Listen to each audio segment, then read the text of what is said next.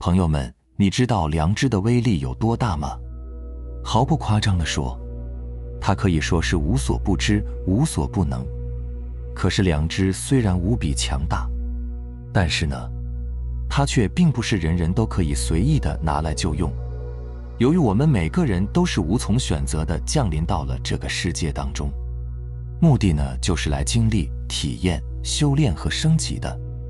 于是我们的这个本来呢就不成熟、不稳定的小灵魂，就注定要经受尘世当中习气的浸染，各种业力的注入。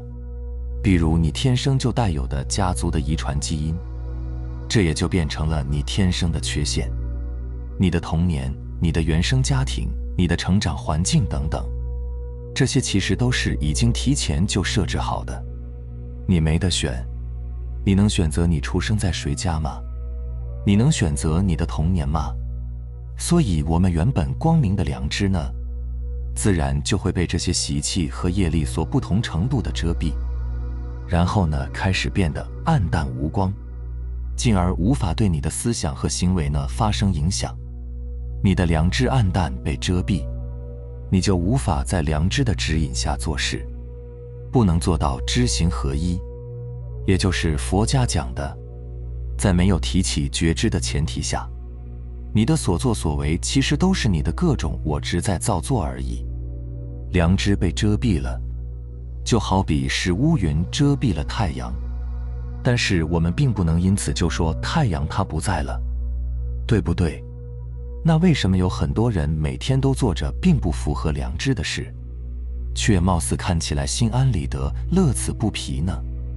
因为他们每个人的言行其实也都是知行合一的，因为知就是行，行就是知，知和行永远都是一体的，根本就不可能分开，从来就不存在什么知而不行这一说。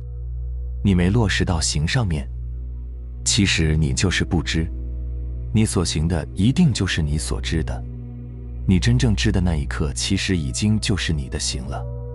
阳明先生说，如好好色，如恶恶臭，意思是喜欢美丽的外表，讨厌恶臭的味道。看到了美色，知道美色是知，喜欢美色是行。在看到一个外表美丽的人的时候，他就已经喜欢上了，而不是说在看到了之后想了想，觉得我应该喜欢这个美色，于是专门又生出来一个心用来喜欢它。闻到恶臭是知的话，讨厌恶臭就是行。在闻到一个东西散发出来恶臭的时候，你就已经讨厌这个味道了，而不是说在闻到了这个臭味之后，又专门生出来一个心用来讨厌这种味道。同样是一个恶臭的东西，假如一个人生病暂时失去了嗅觉，那他就不会讨厌这个味道，因为他就闻不到，他就不知道这个东西的味道，不知道自然就不会处于任何行动之中。一个人知道什么是疼，一定是他曾经有过疼的经历，或者现在正在经历疼痛。一个人知道什么是饥饿，一定是因为他曾经挨过饿，或者是现在正在挨饿。再举个例子吧，一个人他成了别人的小三，成为了一段婚姻的第三者，他呢也做到了知行合一。当这个人站在是否选择要进入这段关系的时候，他的知是爱一个人做小三没什么，于是呢他已经就成了小三。注意，是已经成了，知和行并没有因果和先后的关系。这个人呢，他平时也会嘴上说做小三可不好，但是这不是他的真知，因为如果是他的真知，他就不会成为现在的小三。后来呢，他在交往之中慢慢的有了一种新的知，那就是他虽然很爱这个人，但是做小三好像不太好。他有这个真知的时候，就已经在慢慢的保持距离。注意，是已经在保持距离，直到有一天呢，两个人爆发了极大的矛盾和冲突，他的知变成了即使爱一个人，也不能选择做小三。这个时候呢，他已经从这段不健康的关系当中脱离了出来。注意，是已经。在这个过程当中，要注意知和行的关系，这3个阶段当中都是知行合一。同时呢，你还会发现在这个过程当中，这个人的知升级了，行也升级了。这就是王阳明所讲的在知中行，在行中知，不是先知后行，也不是先行后知。知行但凡是有了先后，那就与知行合一无关了。所以知行合一的重点呢，不在这个合字上。人本来就应该是知行合一的。假如你的良知暗淡，被社会习气所遮蔽，那么你的知行合一就是凡夫俗子的知行合一。你所合的这个东西，就是你在社会习惯之下的认知。而你假如是一个良知光明的人呢，那你当然也是知行合一的。但是此时你的行已经不再是符合于曾经一直以来你认同的那些社会习气了，你已经回归自性，你的行已经和良知统一了，这叫自性而为。这时候可能有人又会问了，那为什么我们会成为一个被社会习气所浸染的凡夫俗子呢？是一出生就这样吗？是我造化不够大吗？恰恰相反，如果不考虑遗传、基因等因素，那么每个人刚一出生的瞬间，他的良知就应该是无限接近光明的，也就是说，他应该是无限的接近与良知知行合一的。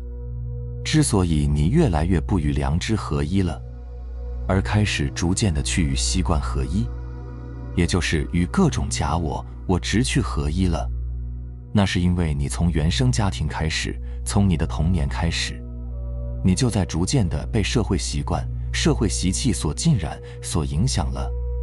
这种对良知的遮蔽和浸染，一直贯穿你的整个童年、少年、青年，甚至到你的成年，直到有一天你的机缘来了，你经历了无数的困苦逆境以后，你终于开悟了，然后开始修行。接下来呢，就是你开始调转方向，不断重新光复你原本光明的良知的一个漫长的过程。这就是你真正的人生功课。而这条路呢，就是王阳明给我们指出来的治良知。但是很遗憾，能最终突破习惯、突破我执、突破已经被固化的头脑、突破几十年的机械化反应，把握住机缘，走上这条道路的人呢，却是寥寥无几。所以现在是不是逻辑已经比较清晰了？知行合一这4个字所讲述的，其实是一个重新光复良知的故事。当你的良知暗淡无光的时候，你去和谁合一呢？在一个暗淡的良知之下，你所合一的那个东西，其实都只是你在社会习惯之下的认知而已，那可不是良知。当你的良知重新恢复了光明以后呢，你的行自然就会和你光明的良知保持和谐统一了。你压根就不需要操心合一这件事，因为那个时候的你会时刻地活在觉知之下，你光明的良知会时刻觉照到你任何自动化反应的升起，任何被社会习惯和起心动念、负面情绪的驱动。你一旦可以随时觉照到这些情况的发生，那你就不会再成为他，不会再认同他。那个时候的你就是自性而为、本自具足、知行合一的。所以一个真正的修行人，修炼的是要用良知去抓自己面对任何事情时背后的那个真正的需求，而这就一定需要你跳脱出习性才能看得见。所以真正理解并做到王阳明的知行合一这4个字的人呢，其实是凤毛麟角。凡夫俗子有凡夫俗子的知行合一，恶人有恶人们的知行合一，圣人有圣人们的知行合一。虽然听起来都叫知行合一，但是境界和维度是完全不一样的。好，说了这么多，我们要怎么光复良知，让良知重新恢复光明呢？其实这一点王阳明也已经反复地告诉我们了，那就是3个字：世上练。唯有通过持之以恒、坚定不移地在世上磨练，去不断地验证你的良知，或者说你的本自具足，在每一件事情上都去听见你内在良知的声音，把自己的意识从当下的情绪杂念和习惯当中收回来，这就是你从机械化的人为造作转变成无为而为的心法，也是让你的良知在逐渐光明起来的必经过程。你每完成一次良知呢，就光明一点。你不断的在各种大事小事上验证，你的良知就会越来越光明。反之呢，如果你在每一件事情上不断的辜负和违背你内在良知对你发出的指引，那它就会越来越暗淡。注意，千万可别小看了这看起来很普通的3个字，它里面蕴含了大玄机和大智慧。而关键就在这个链子上。你们身边有没有这样的前辈，一生经历坎坷，阅历无数，饱经沧桑，你听他讲他的人生过往和故事的时候，他可以口若悬河，滔滔不绝地讲上一天。但是你要是说拿出纸和笔，然后问他，您经历了这么多波澜起伏的故事，能不能总结出什么智慧来告诉我呢？他听完以后就沉默了，竟然一个字也说不出来。因为最终他只能就事论事，虽然经历了大风大浪，但是在这些过程当中，他并没有听从良知的声音和召唤，让良知变得更光明。这说明什么呢？虽然我一直在讲知识和认知的积累并不能让你获得智慧，只有经历才可以，但是你的经历只是你获得智慧的必要条件，而非充分条件。也就是说，你如果没有人生的经历，那你一定就无法获得智慧。但是反过来说，就算你有很多的人生经历，那你也不一定就可以获得智慧。那我讲的这个例子是什么意思呢？就是想告诉你世上练这个练字的真正意义。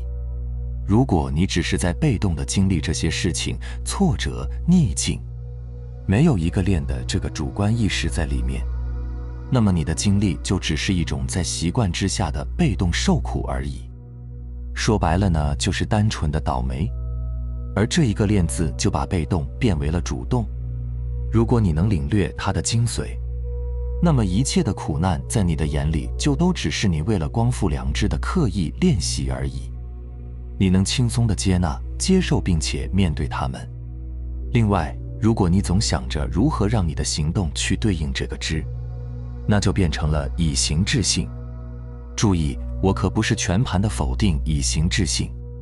提升修为本来就是要以次第而分，看缘分，看造化，看悟性。以形制性对被社会习气浸染过深的人来说，也许也并不失为一条合适的提升之路。每个人的内在都住着一个圣人，都有原本光明的良知。然而，由于社会惯性对良知的遮蔽，阻碍扭曲了我们本来全然丰盛的创造，让我们无法体验到我们的本自具足。所以我们要做的呢，就是要让它重新光明起来，显现出来，把自由意志从习惯当中抽离出来，然后去回归它。具体要如何做呢？先提升定力，然后就是我们上面说的世上练。那如何在世上练？2个字：诚意。就是面对良知的声音和召唤的时候，你不要辜负它，不要违背它，要坚定不移地在每件事情上去按照它的指引去做，去验证它，这样你便会心安。无心安处是无家。你看现在你的眼前是不是已经有了一个方向十分明确、前进路径十分清晰的光复良知之路呢？王阳明就给这条路起了一个名字，就叫做致良知。总之，修行之路就是首先要把方向明确，就是向内求，直指本心，心外无物。外在所有的匮乏、痛苦、追逐，本质上都只是内在信念的投射。你受困的不是外在，而是你的内心。外在的人事物本质都是响应你的内在而来的。移除内在的尘垢，全然的丰盛就在当下。移除尘垢，你就在回归本自具足，回归本源，而这也是成佛之路。明白了吗？好了，非常感谢你能看到这里，希望能对你有所触动和启发。我们下期再见。